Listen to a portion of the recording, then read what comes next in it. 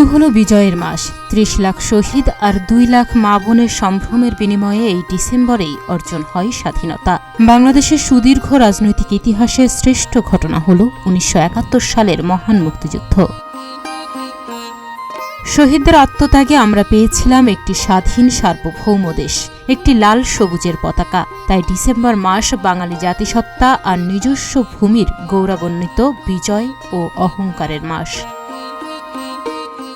বাঙালি জাতির সর্বশ্রেষ্ঠ অর্জন মুক্তিযুদ্ধের অবিস্মরণীয় গৌরবদীপ্ত চূড়ান্ত বিজয় আসে এ মাসের ১৬ ডিসেম্বর। স্বাধীন জাতি হিসেবে বিশ্বে আত্মপরিচয় লাভ করে বাঙালিরা। ভাষার ভিত্তিতে যে জাতীয়তাবাদ গড়ে উঠেছিল এক রক্তক্ষয়ী যুদ্ধের পর বিজয়ের মাধ্যমে ঘোষিত স্বাধীনতা পূর্ণতা পায় এদিনে। এ মাসেই স্বাধীনতা বিরোধী শক্তি তাদের এ দেশীয় দোসর রাজাকার আল বদর আল শামসদের সহযোগিতায় হানাদার গোষ্ঠী দেশের মেধাবী শ্রেষ্ঠ সন্তান বুদ্ধিজীবী হত্যার নৃশংস হত্যাযজ্ঞে মেতে উঠেছিল।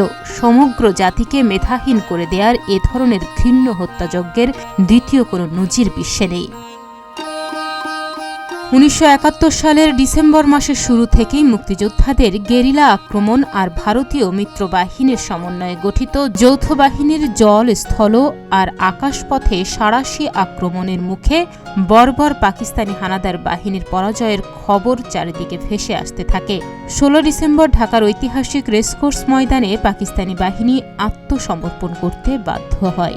অর্জিত হয় বাংলাদেশের বিজয়। তাহনিয়া ইয়াসমিন, প্রতিদিনের বাংলাদেশ।